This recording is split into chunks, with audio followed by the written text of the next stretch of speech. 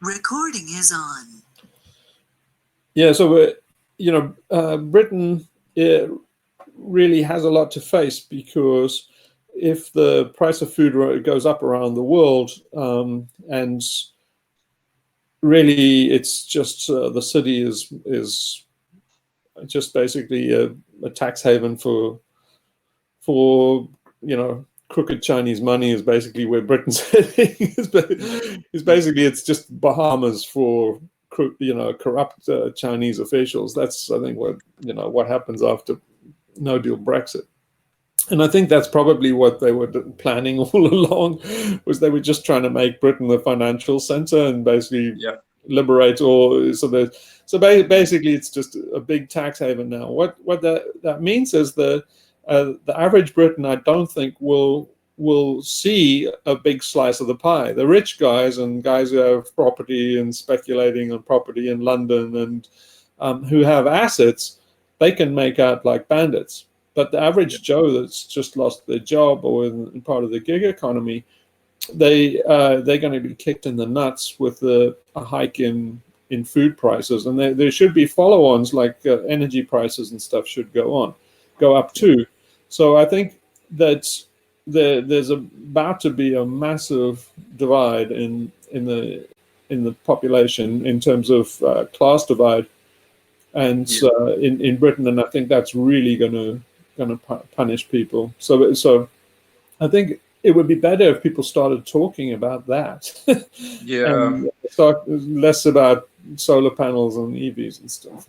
Well, I think that will come soon enough. I mean, even today they're saying, ministers have warned supermarkets to start stockpiling, but they're all saying that it won't last that long. There'll be some initial problems, and with all the trucks in Calais and the backing up and the customs, but it could be pretty bad for a while. So I don't know. No, I'm not talking about so much about Brexit. I mean, long term, we're heading of course, instability, and so basically, if you look at the rainfall maps and stuff, it's basically the areas that get rainfall get too much and they get flooding, and all the rest get dry as hell. So but it looks like there's probably going to be a food crisis in 2021. Is an easy bet. So then you have to say, well, what Britain doesn't manufacture anything. The global economy is not looking in great shape. So it's there's not a lot of option for something like in America you can always go off grid or something like that. You can still you still have a few options. Canada or something, you've got lots of options, but Britain is seriously crowded. So and we import all our food, as you say. I mean, this has been known. This is it's our Achilles heel, for sure, definitely. So you think breadbasket failures in the next couple of years, or 2021? You reckon soon enough? It's so we're at a bit of a cliff that nobody's talking about, and that's water. So it's very difficult to transition with the weather. Basically it takes a long time to develop soils and stuff. So you can't just move agriculture north up in Canada, for example. So Canada will probably be feeding the world, but it's very easy to see a rice crisis or grain crisis next year, because we're heading for a cliff, at least in the next 10 years. But aside from the methane dragon in the Arctic, if even without climate change, we actually in California and in America, they've been mining the water. It's basically the Ogallala aquifer is running out. I mean, it's getting they're putting boreholes down deeper and deeper and deeper. It's getting like $1 million to put down a borehole in San Joaquin Valley, because basically all the big enterprises are just sucking up all the water. So it's exactly the same as like the Saudis that have, pumping the oil wells full of water and then making them look like they have, more a wellhead pressure than they actually do. the oil will run out suddenly, and everybody will say, "Well, I thought the Saudis said we had years and years left," and we say, "No, they've been pumping water into the wells to make it to drive the oil to the surface." And the opposite's true with the farmers. Is basically that if at some point it's going to be you're going to have to drill too damn deep to actually profitably run a farm in the San Joaquin Valley, and then that's all of America's produce, the fruit and nuts and everything, like 80% of that comes from California. So California is running out of water very, very fast. And so you can see that in Cape Town and in South Africa, all these places around the world. And then, basically India and Bangladesh is not looking good. And China's might have a drought next year. So basically, you can easily see a situation where for food security's sake, these governments have a run on these rice markets and stuff. And then, I would say 2021 is a good bet. Of course, you had the locusts. There was that in Africa and in the east as well, didn't you? This year, so that's going to affect their crop for the next few years. You would have thought. Do you remember that earlier this year? There was all the locusts. Yeah, well insects all over the world. Basically, all the worms and all the critters that make pests and do pollination and the good stuff. They're all changing. They're basically some are expanding and stuff, and some are declining. So it's getting really silly. I mean, I'm swatting mosquitoes now in Greece in December. This is fucked up beyond belief. I was just swatting a mosquito now. It's like, what, a mosquito in the middle of December? It's like, come on. It's just the world is getting destabilized. So you can't keep a steady food supply. The food supply has to come like clockwork for the number of people that are relying on it around the world. And so we can't guarantee a steady supply of food on clockwork anymore, because basically there's too many sources of instability. So it's a crapshoot when it all goes wrong, but 2021 is a good bet for when it goes wrong. Even the United Nations has got a warning people about that. Yeah. And the other thing, I don't know, it hasn't got so much press, but I was listening to a piece by I think some expert in the oil industry. I don't know if I think he was in physics and engineering. He's talking about the thermodynamic oil collapse, which is just around the corner. He's predicting 2025 for that, when it's just not feasible. The energy return on energy invested to get oil out of the ground is just, we're nearly there. It's just not worth. You're not getting enough out. You're putting too much into what you get out. Fracking has been unprofitable since the start. Yes, yeah. But I mean, all the oil now comes from Venezuela. Saudi is slipping very fast, and China intends to ramp up, basically to double energy consumption in the next decade. So when you think, like Keith says, that basically all the wheat we eat is basically just oil on a stalk. It basically needs so much pesticides and so much infrastructure and stuff, so much oil intensive machinery and stuff to farm. It's basically an oil derivative. Corn is an oil derivative now.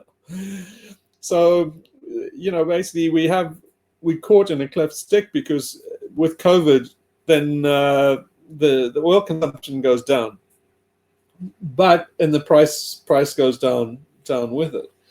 But we can't recover and also have cheap food prices at the same time. So we run the risk of hyperinflation, certainly in America, because nobody knows whether there's going to be deflation or inflation, but we can't do what we're doing now, which is just printing like crazy. So at some stage, those dollars are going to have to be accounted for. we're the most spending that's ever been done, most deficit spending that's ever been done in history. We're now like 2 trillion, I think, in the last month or so. It's just unbelievable. That stuff just isn't going to disappear.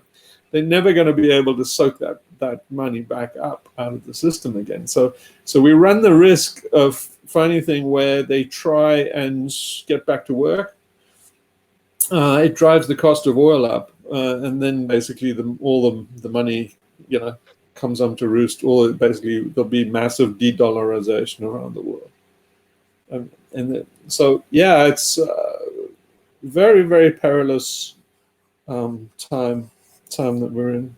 But anyway, not a cheery note to end on. But what I would say out of all of this is it's a great time for personal growth. Nobody ever did personal growth in the lap of luxury. It's in times of adversity that are the most meaningful. So I look forward. I mean, I look forward to it like root canal therapy. Basically, it's going to be painful as hell, but it's going to be meaningful as hell too. So I would like to speed everybody up on getting to the good bits. And for me, the good bits are when you realize that we are in deep shit and you stop your crap, and then things can start getting interesting and people will start maturing. But we're in this kind of baby phase where everybody's in denial and it's not difficult, when you have to progress. I mean, for years I listened to McPherson saying, just give up on everything and go and do what you want to do. It's the day to day. It's like it's difficult to just be like, right, I need to make a plan and just get out of this, this 9 to 5 and this, and of course it's never going to be logical to anyone around you, to your loved ones. I mean, as you have said, and as Guy and other people have put it, it's making that jump. I mean, it's getting clearer to when that should be, I suppose, and there's probably never a right time. You see, but that's I think of it as subjects internal. that I haven't really heard many people discuss. Like, how do you just, I don't know, quit and okay. Well, maybe do that's the what we should self-development talk thing, about or maybe you next do time. both on the side and you can quit. No, maybe we should talk about that next time, because the way just as a preview is I'm very against the idea of making gestures. So to me it's all internal. You don't, you see, you work internally and let the chips fall where they may externally. I'm not big on the idea that you should change your lifestyle. So we've got into this very selfish liberal rhetoric where it's about me and my lifestyle and stuff. And you're saying, no, that's all ego. If part of your hair shirt should be the place where you've got to based on the ego that you've had. So you should rub your own nose in where you're at. If you don't like it at work and you're thinking the world is collapsing and I should be doing something meaningful, it's punish yourself with that. It's give yourself more of it. So basically, the aim is to get liberated in the situation you're in. If you make your life better, you're probably on the wrong path, because the chances of you getting liberated are less. You see, if you jump ship and you start log hopping or job hopping or life hopping or lifestyle changing, you basically just shopping. And it's part of our consumer lifestyle says, I don't like the products I'm getting, I'm going to shop for a new lifestyle. That's the habit of our culture. Now, what you should be doing is basically developing internally. When you develop internally, you may get to a point of liberation. You may get to a point of enlightenment or epiphany. But even if you don't, you should at least change and evolve a bit, and your life will change around you. So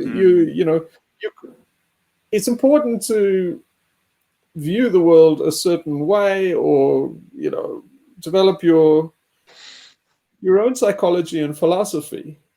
And and then you just carry on with your life. Your life is not important in that way, your routine and the job you do.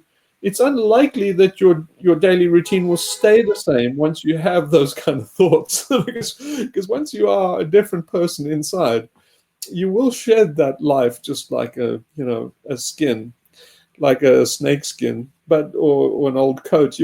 It will change naturally on you. I'm very against making forced moves and lifestyle changes and stuff, because what you'll do is just get to another one and another one and another one. And what you're doing is you're obsessing on the external world and trying to make it better for your ego. Whereas you should be thinking of like a zit you're trying to pop. And you want to make it worse. You want to bring your ego to a head to pop it. Yeah, that's really enlightening, actually. Yeah, that's very well said. That really makes sense. I understand completely where you're coming from. That's very wise. Yeah, thanks for that one. Yeah, That's I mean, if you're global point. liberated, you can do any fucking job, right? What they say in the Zen tradition is, before Zen, chop wood and draw water. So after enlightenment, chop wood and draw water. Yeah. Well said. Yeah, so maybe that's what we should do.